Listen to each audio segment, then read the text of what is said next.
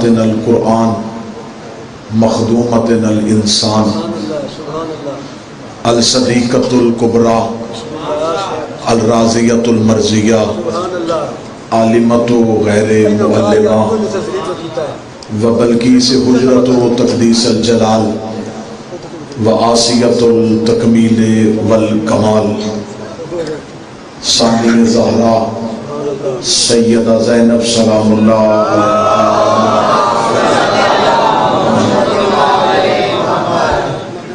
ثم الصلاۃ والسلام علی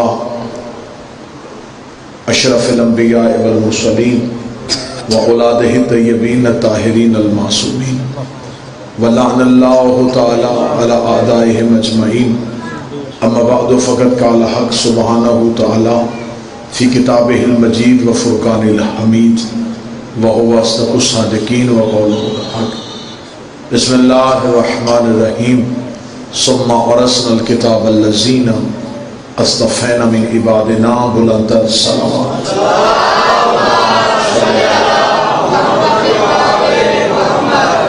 دعائے شہزادی کونین باعزت دہلیز پہ آئے ہوئے ہر صاحب عزت کی عزت کو محفوظ فرمائے۔ اللہ مالکان خلد کے صدقے سے اس آج کے جشن میں آئے ہوئے ہر ایک شیعہ سنی کا عقیدت کا سجدہ میرا مالک اپنی بارگاہ میں قبول فرمائے، آخری سانس تک عقیدہ حق پہ استقامت نصیب فرمائے، موت کی ہچکی ہو زبان پہ ورد علی ولی اللہ جاری فرمائے، قبر کی پہلی رات ہو زیارت امیر نصیب فرمائے، دعائیں قبولیت تک پہنچائے، سہارا درود کر لیں بلند آواز سے صلوات۔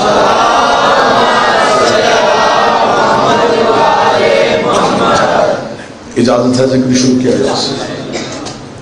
سب سے پہلے میں آپ تمام احباب کو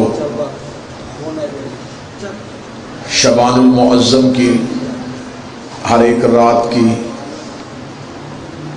ہر ایک خوشی پہ ہدیہ تبریک پیش کرتا ہوں۔ دعا ہے اللہ ان خوشیوں کا صدقہ سوائے ان کے گھر کے غم کے کوئی غم نہ دکھایا۔ شبان وہ مہینہ ہے جس کی پہلی ہی رات سے ایک قرآن کی آیت بنت علی بن کے اتری، پھر مسلسل ان راتوں میں قرآن اترتے رہے، اور پھر 15 شعبان کو اس صحن کا کامل اکمل فرزند صاحب العصر کی صورت میں دنیا میں ظاہر۔ تو لہذا آج کا جو دن تھا وہ بنت علی کے حوالے سے تھا۔ میں گفتگو کا آغاز بھی شہزادی کا ذکر سے کروں گا۔ کون ہے علی کی بیٹی؟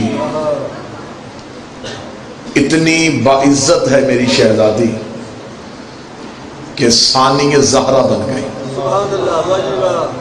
ورنہ یہ لقب پانا آسان نہیں تھا، بڑا مشکل تھا کسی مستور کے لیے سیدہ کے بعد سیدہ ہونا، زہرا کے بعد زہرا ہونا، بطول کے بعد بطول ہونا، اور بطول نام نہیں بطول عہدہ ہے۔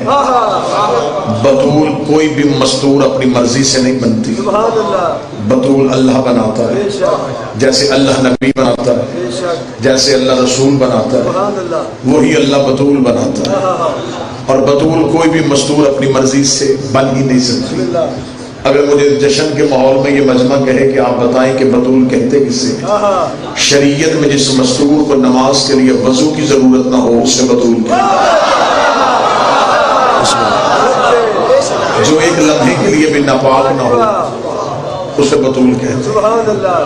میں لفظ کہوں گا اور میرا خیال ہے کہ سادہ ذہن فوراً جملے کو سمجھ جائیں گے۔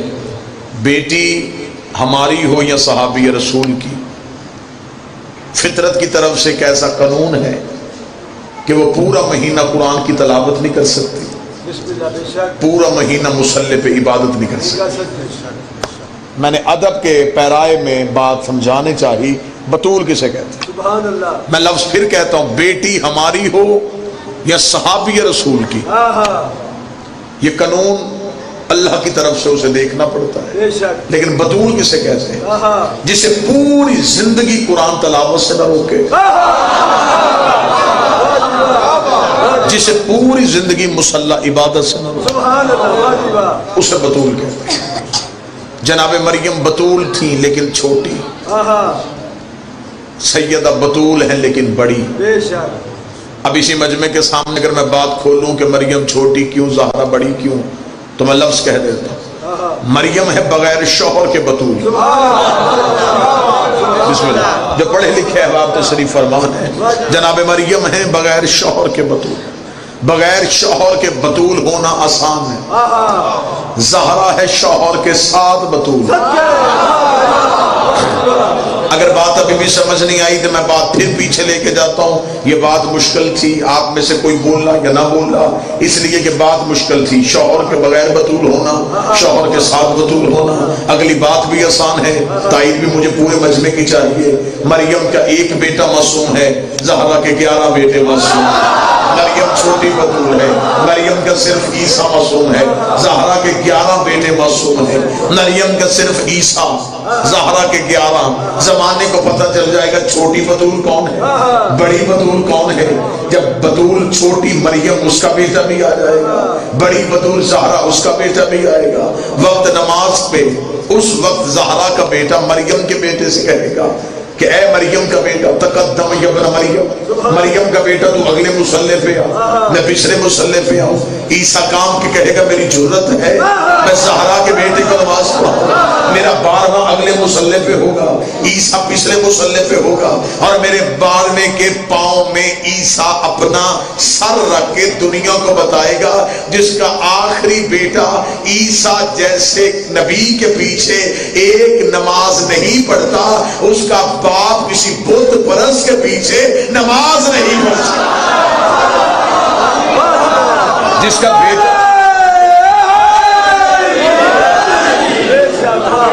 صرف لفظ بطول سمجھاؤں تاکہ مجھے عالیہ سمجھانے میں آسانی ہو۔ بی بی بھی بطول ہے، یہ پورا گھر بطول ہے، کیونکہ اس بی بی کا لقب ہے ثانی زہرا، دوسری زہرا۔ اور پھر ایک لفظ کہنے لگا، اور مجھے ایک بندہ مجمع سے چاہیے جو مجھے اس سطر کی تائید کرے۔ یہ تھی جناب سیدہ بنت علی عالیہ بی بی کی عزت، فاتح شام کی عزت۔ یہ ثانی زہرا بنی، لیکن قیامت تک اس ثانی زینب نہیں بن سکتی۔ سیدہ کونین عزت ہے آپ کو، بڑی مشکل بات آپ نے، یہ زہرا کی جگہ پہ ثانی زہرا ہوئی، لیکن کوئی عالیہ کی جگہ پہ پھر ثانی زینب نہ ہو سکے۔ اس کا مطلب زمانے میں اگر کوئی مستور ہے جس کی برابری کوئی نہیں تو وہ صرف اور صرف علی کی بیٹی۔ اب کیونکہ مجمع بالکل سادہ ہے تو مجھے بات سمجھانی پڑے گی، ورنہ میں یہیں سے بھی بات گزر جاتا تو موضوع بڑا اچھا تھا، لیکن یہاں میں بات سمجھاؤں۔ میں نے جملہ کہا کہ سب سے زیادہ جناب مریم، آسیہ، حوا، سارہ، یہ جتنی معظم بیویاں جس کا ذکر قرآن میں ہے، ان سب سے زیادہ عزت نبی کی بیٹی کی۔ جناب زہرا مریم سے بھی افضل، حوا سے بھی افضل، آسیہ سے بھی افضل، سارہ سے بھی افضل، لیکن پھر جناب زہرا پہ آ کے فضیلت رکی۔ پھر علی کے گھر یکم شبان کو ایک بیٹی آئی، اس نے اپنی عزت اتنی بڑھائی کہ وہ جناب سیدہ کے برابر ہو گئی۔ اب پھر اس کے بعد کوئی بھی ثانیہ زینب نہ ہو سکا۔ اب میں ایک ہی بات میں پوری گرہ کھولنے لگا ہوں۔ جناب حوا کی بہت عزت ہے، سب سے پہلی عزت دار مستور جناب حوا ہے، لیکن جناب حوا یہ نہیں بتا سکتی کہ باپ کی عزت کیا ہے۔ جناب حوا نہیں بتا سکتی کہ ماں کا احترام کیا ہے، اس لیے کہ حوا کی ماں بھی نہیں، حوا کا باپ بھی نہیں۔ حوا کے پاس سیرت میں ہر چیز ہے، لیکن ماں باپ کی عزت نہیں، کیونکہ تھے نہیں۔ اس کا مطلب دوسری عزت والی بی بی جناب مریم، مریم بہت عزت والی ہے، لیکن مریم نہیں بتا سکتی کہ شوہر کا احترام کیا ہے۔ حوا کے پاس باپ نہیں ہے، مریم کے پاس شوہر نہیں ہے۔ بڑی عزت ہے جناب آسیہ کی، لیکن آسیہ نہیں بتا سکتی کہ مومن شوہر ہو تو عزت کا طریقہ کیا ہے، اس لیے کہ وہ تو فرعون کے گھر میں رہتی ہے۔ جناب زہرا عزتوں میں سب سے بڑھ گئی، لیکن زہرا یہ نہ بتا سکی کہ بھائی کا احترام کیا ہوتا ہے۔ بھائی کے ساتھ کیسے چلتے ہیں، لیکن جب علی کی بیٹی آئی پھر حد ہو گئی، بی بی نے باپ کا احترام بھی بتا دیا، شوہر کی عزت بھی بتا دی، حسین کے چازاب حسین بن کے زمانے کو بتا دیا اگر بیٹی زینب جیسی ہو تو وہ حسین بن کے بھی میدان میں آ جائے۔ اس کا مطلب ہے کہ افضل ترین ہستی ہو گئی جناب علی۔ اب یہاں میں ایک جملہ کہوں گا کیونکہ ہمیں اگر عالیہ کی فضیلت بھی پڑھنی ہے تو وہ مصیبت سے پڑھنی ہے، کیونکہ اس بی بی کی پوری زندگی میں مصائب، لہذا بہت آپ بڑے بڑے خطبہ کو دیکھیں گے وہ جناب عالیہ کی عزت ڈھونڈ ڈھونڈ کے پڑھیں گے، کیونکہ بی بی کی پوری زندگی میں مصائب ہے۔ اب بی بی کے مصائب میں سے میں فضائل نکالنے لگا، فضائل پڑھ رہا ہوں میں۔ آپ نے پوری زندگی سنا جناب عالیہ کی ایک عزت سنی، لیکن میں ایک علیحدہ رنگ سے پڑھنے لگا۔ مکہ فتح ہوا، خانہ کعبہ کے اندر بت تھے، توجہ پوری رکھیے گا سب، بالکل داد نہیں چاہیے لیکن میں موضوع سنانا چاہتا ہوں۔ خانہ کعبہ کے اندر بت تھے، اللہ نے رسول سے کہا کہ کعبہ بتوں سے پاک کیجیے، رسول نے اپنے شانوں کو جھکایا اور علی کو بلایا، اے علی میرے کاندھوں پہ سوار ہو کے ان بتوں کو توڑیے۔ اور شیعہ نے بھی لکھا، سنی نے بھی لکھا کہ امیر المومنین حضرت علی رسول کے کاندھوں پہ کھڑے ہوئے، سنا نا جی سب، اور علی نے کعبہ کو بتوں سے پاک کیا۔ یہ رسول کے کاندھے صرف رسول کے کاندھے نہیں تھے، مہر نبوت بھی تھے، ادھر لا الہ الا اللہ لکھا تھا، ادھر محمد رسول اللہ لکھا تھا، درمیان میں علی ولی اللہ کھڑا ہوا۔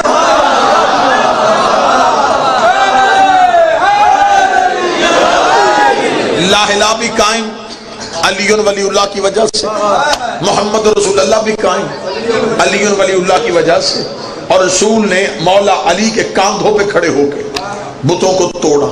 یہ وہ رسول ہے جو نیچے کھڑا ہے، جو رات کو عبادت کے لیے اٹھتا ہے اور خدا کہتا ہے یا ایھا المزمل قم اللیل الا قلیلا، اے کملی اوڑھنے والا نبی راتوں کو اٹھا کر لیکن تھوڑا، اس لیے کہ تو زیادہ دیر کھڑا رہتا ہے تیرے پاؤں سوجتے ہیں، میں اللہ برداشت نہیں کرتا۔ جو اللہ نبی کے پاؤں پہ سوجن برداشت نہیں کرتا، وہی اللہ کہہ رہا ہے کاندھے جھکا، علی کو کاندھوں پہ کھڑا کر۔ یار میرے مالک رسول اللہ، یہ وہی علی ہے جس نے زمین پہ بیٹھ کے انگلی کے اشارے سے آسمان کا سورج پلٹایا تھا۔ علی زمین پہ کھڑے ہو کے انگلی کا اشارہ کرتے، بت پھر بھی گر جانے تھے۔ جو رسول انگلی کے اشارے سے چاند اور ٹکڑے کر سکتا ہے، کیا وہ رسول زمین پہ کھڑا ہو کے بتوں کو نہیں گرا سکتا تھا؟ طاقت نبی کے پاس بھی تھی، طاقت علی کے پاس بھی تھی، لیکن پھر بھی خدا کا حکم آیا، نہیں نبی تیرے کاندھوں پہ علی کو کھڑا کرنا ہے۔ رسول کے کاندھوں پہ علی کھڑے ہوئے۔ سنی کتابوں میں لکھا ہے صحابہ نے آ کر رسول سے پوچھا یا رسول اللہ بزرگ بھی تھے، آپ کہتے تھے کوئی اور صحابی علی کو اٹھا لیتا، آپ نے علی کو کیوں اٹھایا؟ اب اسی جملے کے لیے اللہ نے نبی کے کاندھوں پہ علی کو کھڑا کیا تھا۔ میں موضوع جناب زینب سنانے لگا ہوں۔ فرمایا یا رسول اللہ آپ نے علی کو اپنے کاندھوں پہ کیوں کھڑا کیا؟ فرمایا اس لیے کہ میرے علاوہ کوئی علی کو اس لیے نہیں اٹھا سکتا تھا، یہ امامت کا بوجھ ہے، سوائے نبوت کے کوئی اٹھا نہیں سکتا، یہ امامت کا بوجھ تھا، سوائے نبوت کے کوئی اٹھا نہیں سکتا تھا۔ اس کا مطلب کہ علی کو بھائی سمجھ کے نہیں اٹھایا، علی کو امام سمجھ کے اٹھایا، اور امامت کا بوجھ سوائے نبوت کے کوئی اٹھا نہیں سکتا، امامت کا بوجھ سوائے نبوت کے کوئی اٹھا نہیں سکتا۔ شہر ہوتا تو پوری رات اس جملے کی داد ہوتی، لیکن میں بے نیاز ہو کے تمہارے دلوں میں جملہ رکھنے لگا ہوں۔ رسول نے کہا یہ امامت کا بوجھ ہے، سوائے نبوت کے کوئی اٹھا نہیں سکتا۔ یہ جملہ یاد رکھنا، میں بی بی عالیہ پڑھنے لگا ہوں۔ فرمایا یہ نبوت نے امامت کا بوجھ اس لیے کرنا، یہ امامت کا بوجھ ہے، سوائے نبوت کے کوئی اٹھا نہیں سکتا۔ شام میں غریبہ علی کی بیٹی جلے ہوئے خیموں میں آئی، بی بی نے سجاد کو کاندھے پہ اٹھایا، کاندھے پہ اٹھا کے بی بی خیمے سے باہر نکلی۔ نبی نے کہا تھا کہ امام کو سوائے نبوت کے کوئی اٹھا نہیں سکتا۔ سیدہ عالیہ نے سجاد کو کاندھوں پہ اٹھا کے زمانے کو بتا دیا میں کربلا میں بیٹی بن کے نہیں آئی، محمد بن کے آئے۔ بسم اللہ۔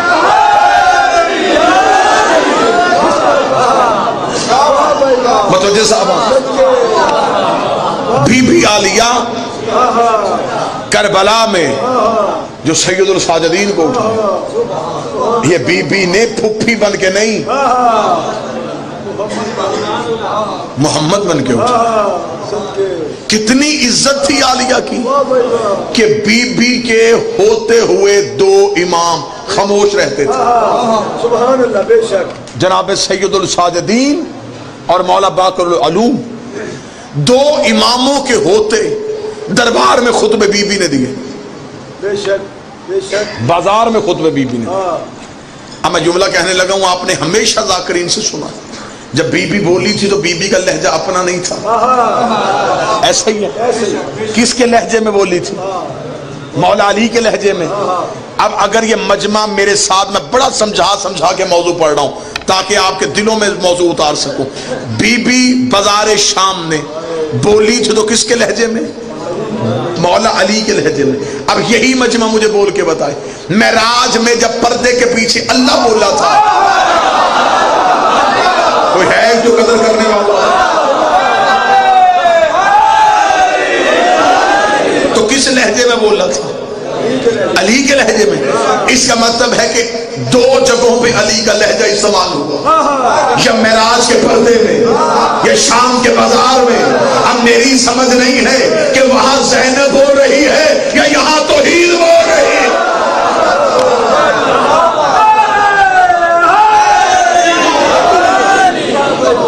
دو طاقتوں کے پاس علی کا لہجہ۔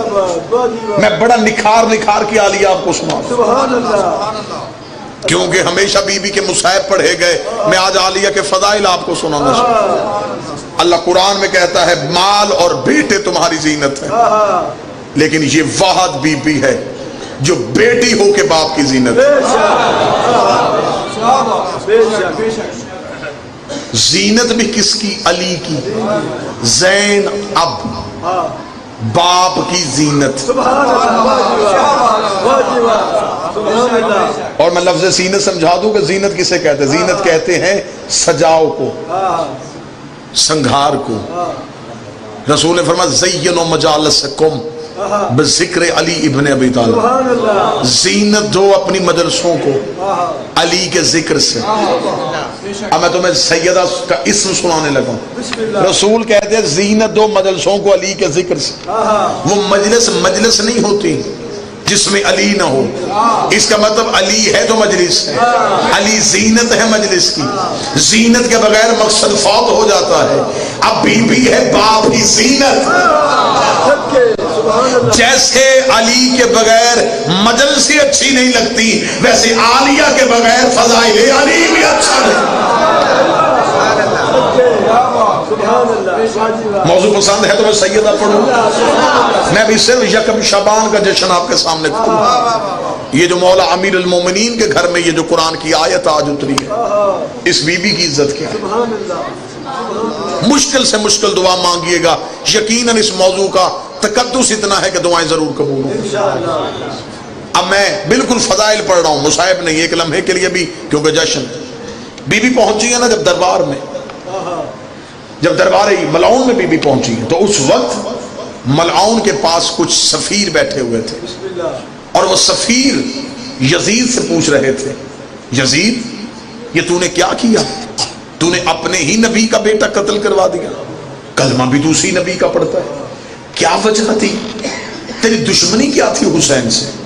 اب یزید انہیں مطمئن کرنے کے لیے وجہ بتا رہا تھا۔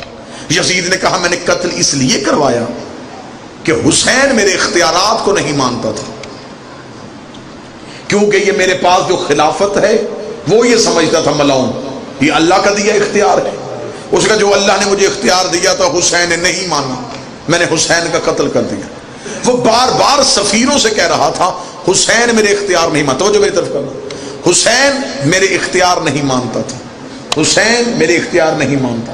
وہ جملہ کہہ رہا تھا یا ادھر دربار میں بی بی آ گئی، ادھر یزید کی زبان سے یہ جملہ نکلا کہ حسین میرے اختیار نہیں مانتا تھا۔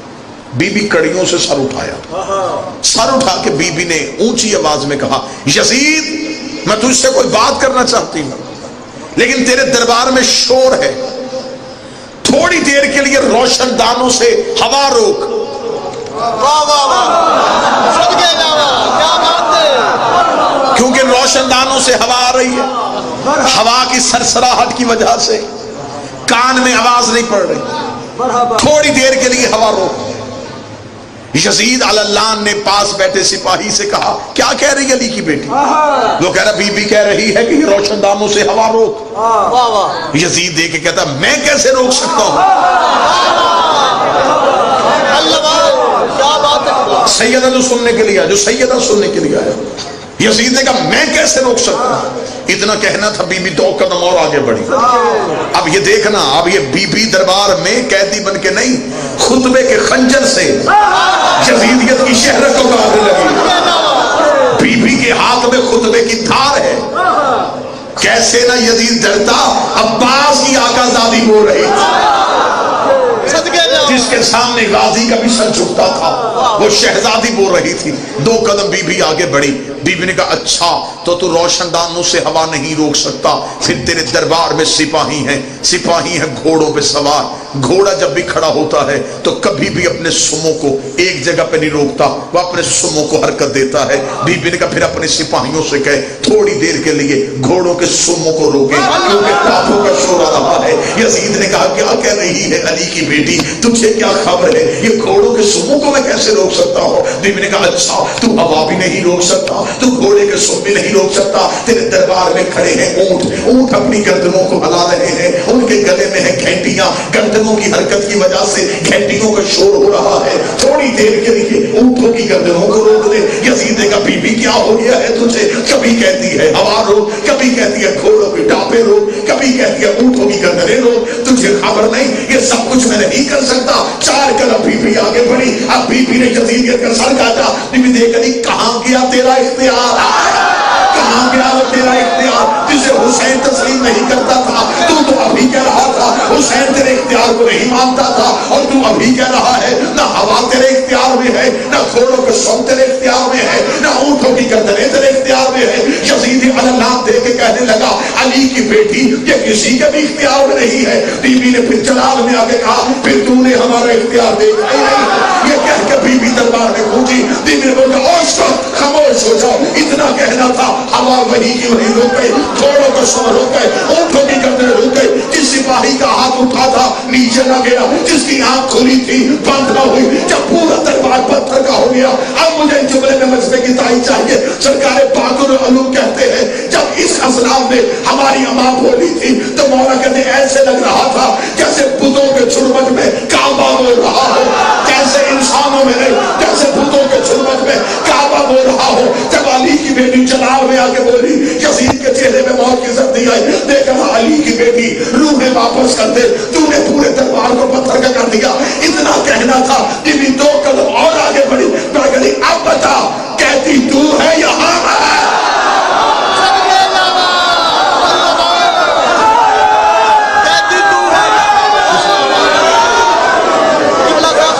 اب بتا جب پورا دربار پتھر کا، سپاہیوں کی آنکھیں بند ہے تو کھل نہیں رہی، کھلی ہے تو بند نہیں، اٹھا ہوا ہاتھ نیچے نہ آیا۔ جب پورے دربار میں یہ عالم ہوا، بی بی نے یزید کی ناپاک روح واپس پلٹائی۔ یہ دیکھ کے کہتا کانپ کے بی بی اس دربار کو پتھر کا کیوں کر دیا؟ بی بی کہتی اب بتا، کہتی تو یہاں، یہ کہہ کے بی بی 1 قدم پیچھے ہٹی۔ بی بی نے پیچھے ہٹ کر جملہ کہا وہ آج بھی طریقے ماتھے پہ ہے۔ بی بی نے کہا سن ہم تیرے قیدی نہیں اس کے قیدی ہیں، ہم جبر مشیت کے قیدی ہیں، ہم توحید کے قیدی ہیں، ہمیں اس نے روکا ہوا ہے، ورنہ اگر میں چاہوں۔ اور یہ بات یاد رکھیے گا یہ قید خانے میں بھی اپنا اختیار استعمال کرتے ہیں، کیونکہ حجت قید خانے میں بھی ہو تو حجت ہوتی ہے۔ حضرت یوسف قید خانے میں بھی نبی تھے۔ سبحان اللہ۔ جب میرے 7ویں امام کو قید خانے سے ملعون نے دربار میں بلایا تھا، دربار میں بلا کے کہنے لگا امام موسیٰ کاظم سے دے کہنے لگا تم امام تو کہتے ہو تمہارے پاس غیب کی کنجیاں ہوتی ہیں، اگر غیب کی کنجیاں تمہارے پاس ہیں تو قید خانے کا دروازہ کیوں نہیں کھول سکتے؟ اتنا کہنا تھا، امام نے جلال میں آ کے کہا اگر میں چاہوں تو یہ دیوار سونے کی ہو جائے۔ اتنا کہنا تھا وہ ہو گئی۔ لفظ نوجوان سننا، امام نے کہا اگر میں چاہوں تو یہ دیوار سونے کی ہو جائے، امام نے کہا وہ ہو گئی، جب ہو گئی تو لوگوں کا دیکھ رہے تھے دیوار سونے کی، امام نے دیوار کی طرف دیکھا، واپس اصلی حالت میں وہ واپس پھر اپنی اصلی حالت میں، امام نے فرمایا جب میں نے تجھے کہا ہی نہیں پھر تو ہوئی کیوں ہے؟ دیوار سے آواز آئی، مولا جب آپ کہہ رہے تھے تو ان میں سے ایک حرامی سوچ رہا تھا کہ کیسے ہو سکتا ہے، میں نے ہو کے بتایا ایسے ہو سکتا ہے۔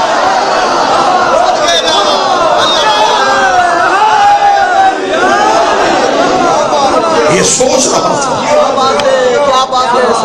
یہ سب کیسے ہو سکتا ہے، تو میں نے پھر ہو کے بتا دیا ایسے ہو سکتا۔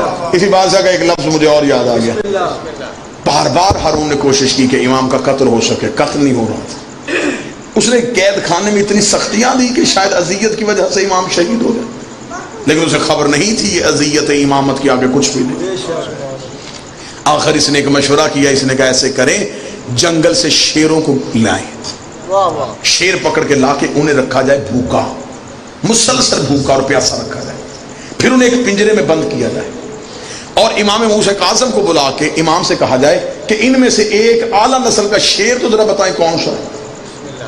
جب امام اسے بتانے کے لیے جائیں گے تو شیر امام پہ حملہ کر دیں گے، شیر امام کو کھا جائیں گے، اور ہم کہہ دیں گے کہ ہمیں کیا خبر، ہم تو امام کو لے کے آئے تھے اعلیٰ نسل کا شیر ڈھونڈنے، جانوروں نے حملہ کر دیا، امام بھی قتل ہو جائے گا، الزام بھی حکومت پہ نہیں آئے گا۔ لیکن اس بدبخت کو یہ نہیں پتا تھا کہ امام ہر مخلوق کا امام ہوتا ہے،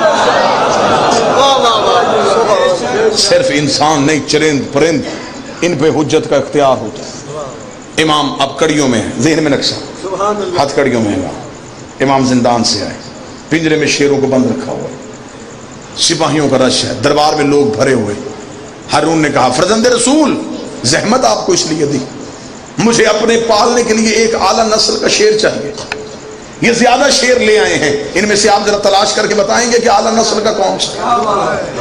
یہ کہنا تھا، امام نے اس کی طرف دیکھا، امام نے کہا اچھا تو تجھے خبر ہو گئی کہ اعلیٰ نسل کی پہچان ہم ہی رکھتے ہیں۔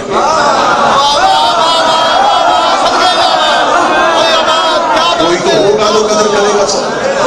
امام نے کہا تجھے اتنا پتا چل گیا کہ اعلیٰ نسل ہم ہی کے ذریعے سے پہچانے جاتے ہیں۔ امام نے کہا تالا کھولو، سپاہیوں نے کہا ہیں امام کو تو پتہ ہی نہیں چلا، انہوں نے تو کہہ دیا تالا کھولو۔ تالا کھولنا تھا، امام کا پہلا قدم پنجرے میں گیا، جانا تھا شیر، امام کو آتا ہوا دیکھا، پنجوں پہ اٹھے دوڑے، لوگوں نے سمجھا کہ حملہ کرنے لگے، لیکن یہ زیارت کے لیے ترسے ہوئے تھے۔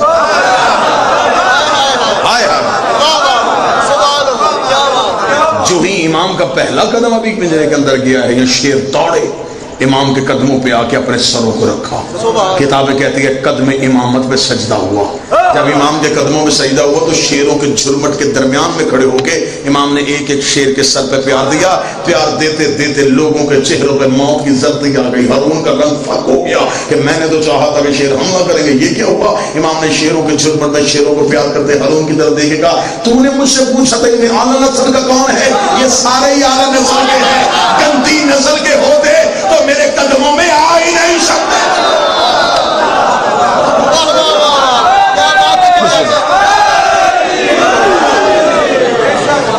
اس کا مطلب یہ جو علی کی بیٹی بولی بات تو بی بی دربار میں بھی تحفظ دین کے لیے بولی۔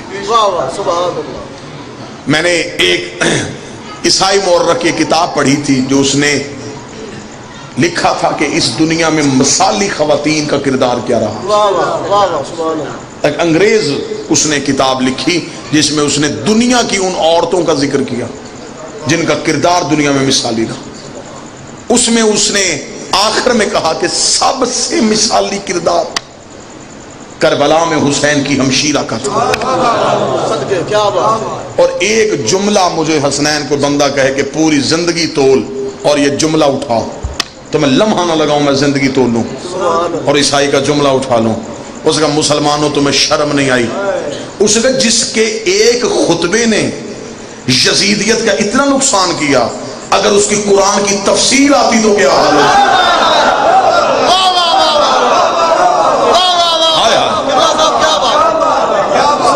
جو چند لمحے بولی اور اسلام کو منشور دے گئی۔ دو خطبے آج بھی اسلام کے چہرے پہ چمک رہے ہیں، ایک رسول کا غدیر کا خطبہ،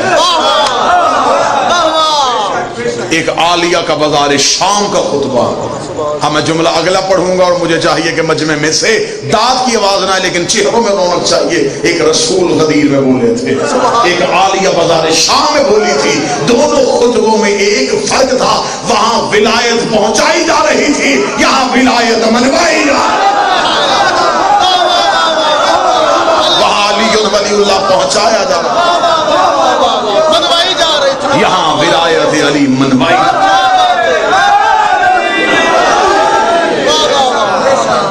اب دونوں خطبوں میں سے اثر کس خطبے کا زیادہ تھا وہ میرا مجمع بھی فیصلہ کر دے گا۔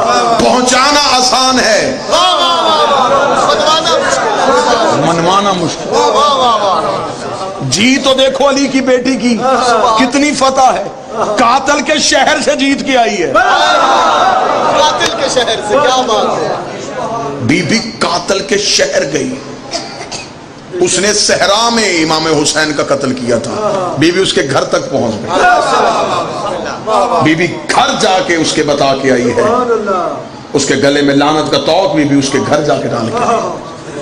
جس ملک میں اسے ہرا کے گئی تھی آج اسی میں فاتح بن کے بیٹھے۔ یہ جیت تھی۔ حسین کو شہید کربلا کہا جاتا ہے، غریب کربلا کہا جاتا ہے، عالیہ کو کہا جاتا ہے فاتح شام۔ شام فتح کیا، یہ شام وہ علاقہ ہے جو علی سے فتح نہ ہوا۔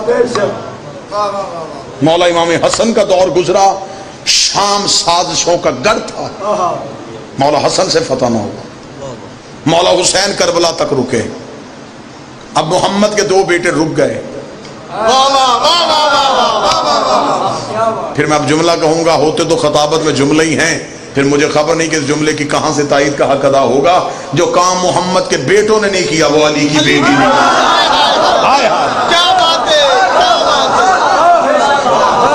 وہ محمد کے بیٹے تھے، وہ مباہلے میں محمد کے بیٹے ہوئے۔ جو کام محمد کے بیٹوں سے نہ تھا علی کی بیٹی، وہ کام علی کی بیٹی نے کیا۔ بی بی نے شام فتح کر دیا، ایسے فتح کیا بی بی نے شام کہ یزید نے شام میں بیٹھ کے مولا حسین سے مدینے بیعت مانگی۔ علی کی بیٹی اگلا امام کا ہاتھ پکڑ کے شام میں پہنچی۔ اب میں تمہیں ہیبت دکھاؤں بی بی کی کتنی تھی، جلال دکھاؤں میری شہزادی کا کتنا تھا۔ آپ نے ہمیشہ سنا شام کی قیدن، آج یکم شعبان ہے، آج میں بی بی کے فضائل تمہیں سناؤں۔ کتنی ہیبت اور کتنی جلالت تھی میری شہزادی پہ۔ اب وہ اتنے مجمع سے مجھے انصاف چاہیے، اتنے مجمع سے انصاف چاہیے۔ کتنی جلالت تھی کہ یزید نے شام میں بیٹھ کے مدینے حسین سے بیعت مانگی۔ بی بی اگلے امام سجاد کا ہاتھ پکڑ کے شام کے قید خانے میں آئی۔ یزید اتنا ڈر گیا اسے سجاد سے بیعت نہیں مانگی،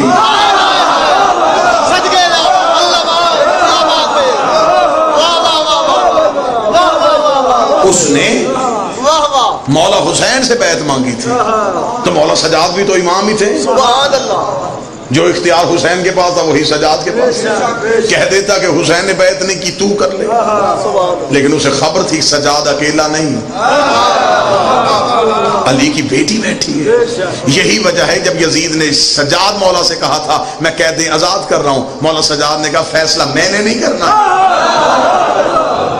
فیصلہ میری ماں کرے گی، کیونکہ یزید سہما ہوا تھا علی کی بیٹی کے خطبوں سے، اتنا ڈرا تھا، وہ چاہتا تھا بی بی شام چھوڑ دے۔ بی بی نے کہا اب جاؤں گی تو پھر آؤں گی، جب پھر آؤں گی تو پھر کبھی نہیں جاؤں گی، شام میں راج کروں گی۔ اور شام میں آج بھی جو بشار الاسد حکومت ہے وہ نصیری ہے۔ اس وقت 2019 میں جو شام میں گورنمنٹ کر رہے ہیں وہ خاندان نصیری ہے، وہ علی کو اللہ کہتا ہے۔ کتنا جیتی ہے علی کی بیٹی،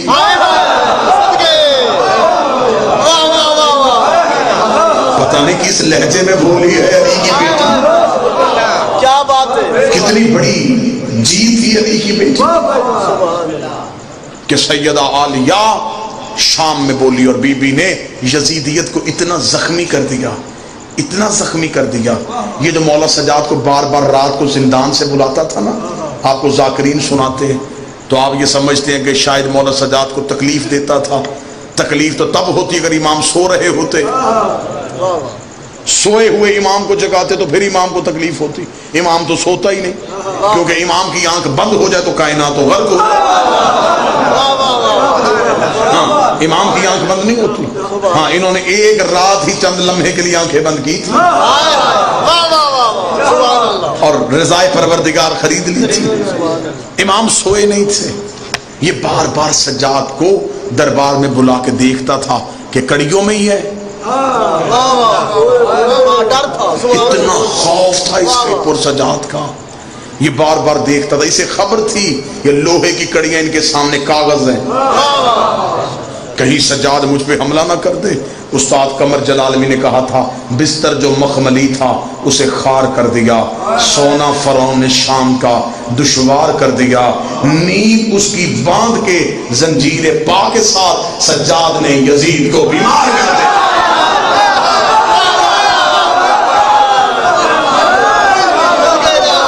بستر جو مخملی تھا اسے خار کر دیا، بستر جو مخملی تھا اسے خار کر دیا، سونا فرعون شام کا دشوار کر دیا، نیند اس کی باندھ کے زنجیر پا کے ساتھ سجاد نے یزید کو بیمار کر دیا.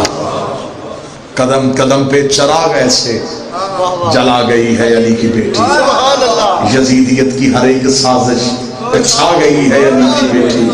کہیں بھی ایوان ظلم تعمیر نہ ہو سکیں گے اب جہاں میں، غرور ظلم و ستم کے پل سے اڑا گئی ہے. انہی الفاظ کے ساتھ میری دعا ہے اللہ مالک کونین شہزادی کونین کے صدقے سے صاحبان جشن کی توفیقات میں اضافہ فرمائے، حاضرین جشن کی توفیقات میں اضافہ فرمائے، سوائے اس در کے کسی در کا محتاج نہ فرمائے. بی بی کے آنے کا صدقہ میرا مالک ہر کسی کے دامن کو بھر دے. رزق لینے آئے ہو رزق لے کے جاؤ، بیمار آئے ہو شفا لے کے جاؤ، بے اولاد آئے ہو اولاد لے کے جاؤ. میرے مالک جو مقدر میں نہیں بی بی کے نزول کا صدقہ وہ مقدر میں لکھ دے. جو ان کے حق میں بہتر ہے میرے مالک وہ لکھ دے. یہ مالک کا گھر آباد ہو، مالک کا سگن آباد ہو، وارث کا یہاں پہ ظہور ہو. اس بستی کو تظہور امام زمان قائم اور دائم فرمائے. اللہ تمام کو کربلا کی زیارت نصیب فرمائے. آج کے دن آج کی شب کا صدقہ مولا ہر کسی کو اسی سال بی بی کے روزے کا سجدہ نصیب فرمائے. شام میں بی بی کے روزے پہ میرا مالک جتنے دشمن مسلط ہیں انہیں نیست و نابود فرمائے. جنت البقیع کی آزادی ہو، آقا کا ظہور ہو، ہمیں سلطان زمان کے لشکر میں شامل فرمائے. ربنا تقبل منا انک انت السمیع الدعاء. آمین یا رب العالمین. اللہم صلی اللہ. لنگر بھائی سارے کر کے جایا